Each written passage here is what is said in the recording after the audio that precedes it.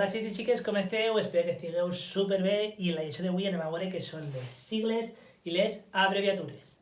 Anem a començar per les sigles i és important saber que les sigles s'escriuen sempre amb majúscula. Totes les lletres de la sigla s'escriuen amb majúscula. ¿Vale? Eso s'escriu tot amb majúscula. I com es formen les sigles? Les sigles es formen a partir de les primeres lletres d'una sèrie de paraules. Per exemple, la sigla ESO està formada per la primera lletra d'ensenyament, la primera lletra de secundari i la primera lletra d'obligatori. ESO, la sigla ESO significa ensenyament secundari obligatori. Anem a veure un altre exemple de sigla que és UCI, que no és que estigui de moda, però a millor heu escoltat per el tema del coronavirus, l'heu escoltat últimament. Què significa UCI?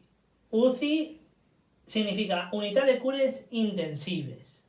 I la sigla està formada per la primera lletra d'unitat, la primera lletra de cures i la primera lletra d'intensives.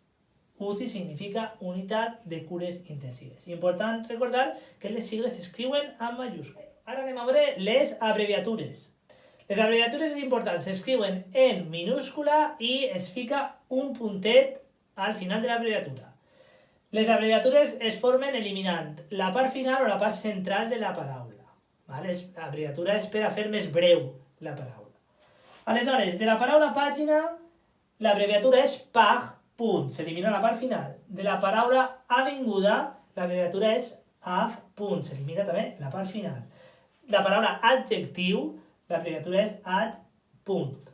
Ara, si vos trobeu ad o af, teniu que llegir-ho com si normalment, com si estigués la paraula completa. S'ha de llegir avinguda, o adjectiu, o pàgina. No s'ha de llegir pag, punt, o af, punt. S'ha de llegir com si la paraula estigués sencera. I finalment, anem a veure aquesta abreviatura que és doctor. En aquest cas s'elimina la part central i es deixa la primera lletra i la última lletra. L'abreviatura de doctor és DR. Val? Espero que us hagi quedat clar i ens veiem a la pròxima. Adeu!